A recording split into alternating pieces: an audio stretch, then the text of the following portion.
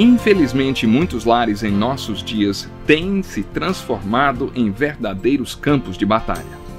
Na verdade, o lar deve ser um lugar de refúgio. E é isso que estamos apresentando no Encontro com a Palavra. Fique atento a mais um estudo que o Ministério Cooperativo Internacional leva a você. Com vocês, Pastor Edson Bruno.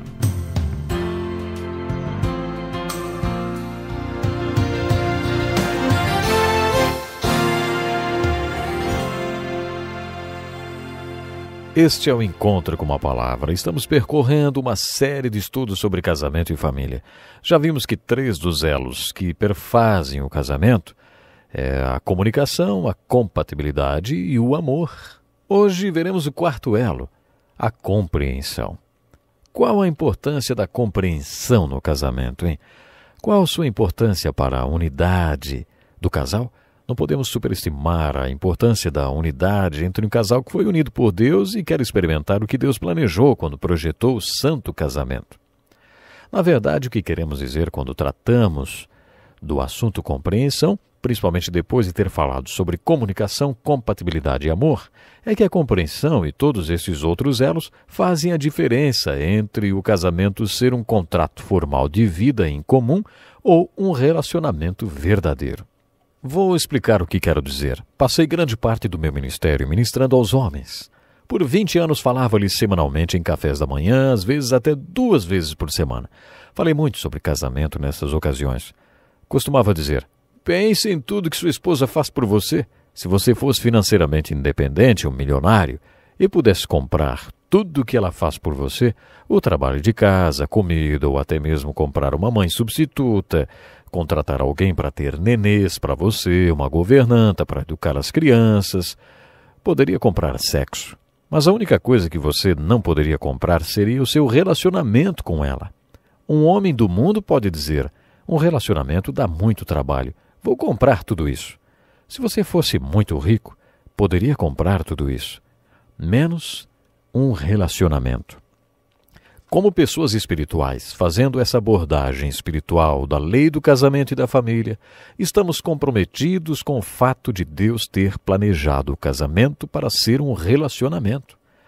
E como é um relacionamento, tem que ser trabalhado. Chamamos de compreensão o crescimento da unidade ou o crescimento do relacionamento. A comunicação é a ferramenta que mantém a unidade. Se você não se comunicar, não poderá trabalhar o seu relacionamento. A compatibilidade é a evidência da unidade que inclui a compatibilidade de valores e a química entre o casal. Já o amor é a dinâmica que impulsiona o relacionamento e a unidade. É essa dinâmica que mantém toda a engrenagem funcionando. O amor é um elo crucial no casamento. O elo que estamos concentrando hoje, o da compreensão, é responsável pelo crescimento da unidade. Um cônjuge deve entender o outro para que a unidade e o relacionamento cresçam. A falta de compreensão constitui-se em grande perigo para o relacionamento de 2 pessoas que vivem juntas e que têm um compromisso. Se um casal tem um compromisso, mas não está desenvolvendo a compreensão, a unidade do relacionamento, então não cresce. Essa unidade do relacionamento não cresce. Na verdade, esse casal tem apenas um contrato de vida em comum e não um relacionamento. Os 2 não solidificam aqueles pontos onde há compatibilidade e não estão pedindo a Deus que lhes dê o amor sobrenatural de Cristo para se amarem e, por último, não estão trabalhando a compreensão entre eles. Considere o perigo de um relacionamento desse tipo em nossa cultura. Antigamente isso não seria um problema tão sério como é hoje. Uma das razões por que o divórcio se tornou epidêmico e o número de famílias desfeitas ser tão alarmante é o modo como nossa cultura está estruturada. Hoje existe uma fórmula para um desastre familiar e nós estamos colhendo o desastre como frutos em uma árvore. Em muitas famílias, o marido deixa o lar para trabalhar e a mulher tem suas responsabilidades em casa com os filhos. O homem está todo bem vestido no seu escritório, completamente envolvido em seu trabalho, ao lado de pessoas do sexo oposto, igualmente dedicadas. Todos muito bem vestidos, perfumados. Alguns desses homens têm mais comunicação com suas secretárias do que com suas próprias esposas. Às vezes conhecem as mulheres com quem trabalham melhor do que conhecem suas esposas. Isso porque conversam mais e passam mais tempo com elas. Ele acaba dividindo sua intimidade com umas dessas mulheres. O relacionamento fica mais íntimo e ele acaba deixando sua mulher para ficar com essa pessoa. E o ciclo se reinicia.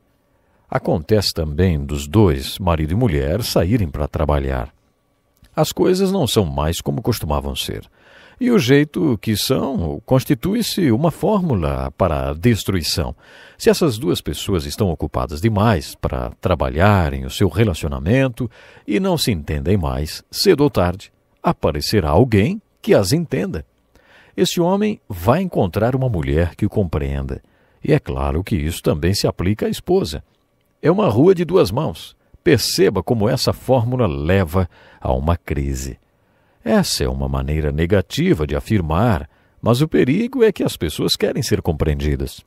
Durante os últimos 38 anos, diz o pastor Dick Woodward, conheci muitos homens que tornaram-se íntimos de mulheres com as quais descobriram muitas coisas que eu, jovem do interior, sequer sabia que existiam. Conheci um homem que depois de viver uma vida em pecado se converteu. Eu costumava me reunir com ele 3 vezes por semana durante 3 anos para discipulá-lo. Sua vida até então tinha sido tão desonrada que nós nem falávamos sobre ele se tornar membro da igreja. Sua esposa achava que ele estava sendo um idiota por manter aquelas reuniões comigo, e eu disse a ele nem pensar em dar aulas na escola dominical e nem se tornar membro da igreja. Só iríamos manter aquelas reuniões. Durante 3 anos, ele e eu fizemos um estudo da Bíblia inteira. Conforme fui conhecendo-o, aprendi algumas coisas sobre ele. Ele tinha fama de já ter dormido com todas as mulheres da cidade, menos com a dele, né? Que péssima reputação. Ele era um homem bonito e uma vez disse que muitas mulheres o paqueravam. Sabe, não foi por causa de sexo que eu tive casos e dormi com todas essas mulheres. Elas só queriam alguém com quem conversar. Os maridos delas não conversavam com elas e elas queriam se abrir comigo. Não era porque elas queriam sexo. O que elas queriam realmente era conversar e serem compreendidas. E foi isso que nos aproximou, ele disse. É claro que também já ouvi isso a respeito de mulheres. Minha mulher não me entende, não há mais comunicação entre nós. O que eu ouço com frequência mostra que não há mais compatibilidade. O casal não tenta mais se compreender melhor. Eles sequer tentam. Daí ouvimos homens que arrumam casos dizer o seguinte: elas me entendem. E a mulher diz: ele fala comigo durante todo o tempo que estamos juntos, ele conversa comigo. Mas ele não fala com a mulher dele.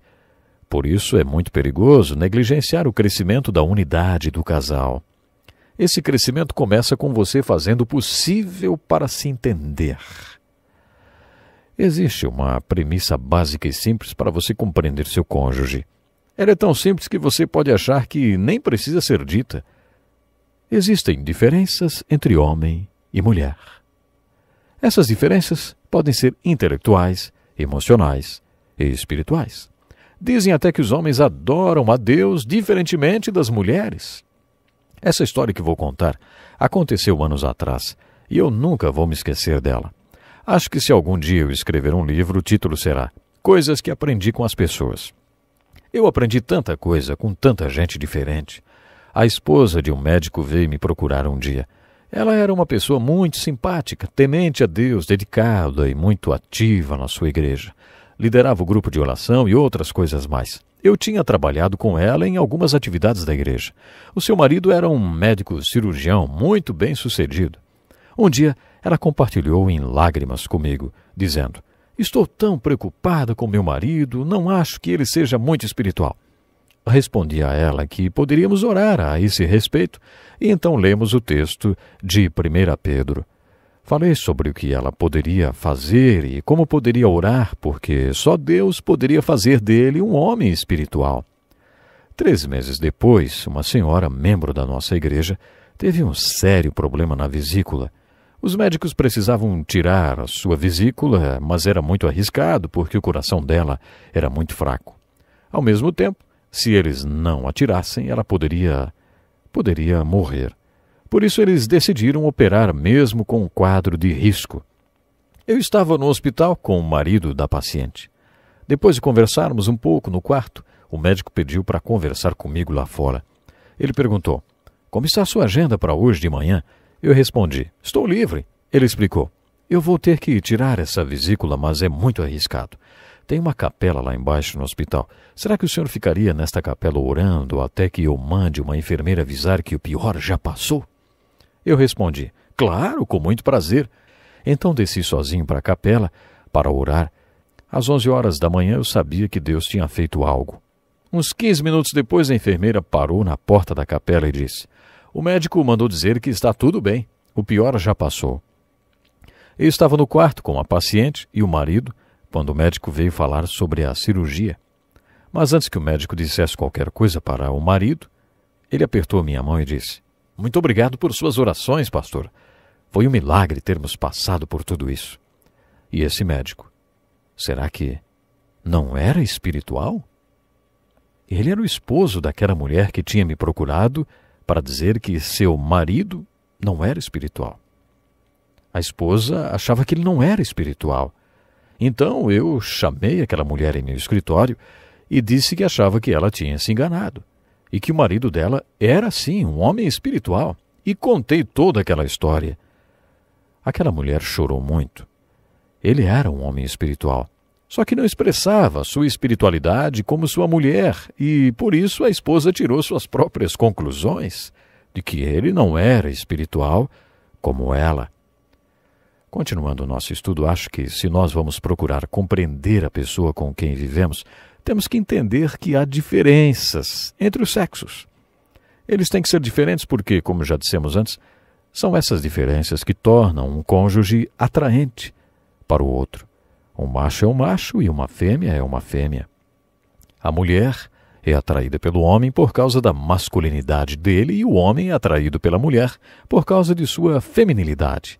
Essas diferenças têm que ser celebradas e não eliminadas. Por isso concluímos como é desastroso para a mulher em nossa cultura ouvir que, para ser uma mulher valorizada, uma mulher tem que fazer o papel de homem e de mulher. Não é isso que faz dela uma mulher de valor. Acho que o que a fará uma mulher de valor é justamente o contrário. O que valorizará a mulher diante de um homem é ela exercer o seu papel de mulher. E é claro que o mesmo serve para o homem. Vamos ficar por aqui. Até o próximo programa. Que lição importantíssima. Obrigado, pastor Edson Bruno. Prezado ouvinte, coloque em prática o que você ouviu aqui. Sem dúvida, sua vida será grandemente abençoada. Este é um estudo escrito pelo Dr. Dick Woodward, na voz do pastor Edson Bruno. Escreva-nos e solicite o material. Nosso endereço é Encontro com a Palavra, Caixa Postal 2011, CEP 89201-970, Joinville, Santa Catarina. Até o nosso próximo encontro com a Palavra.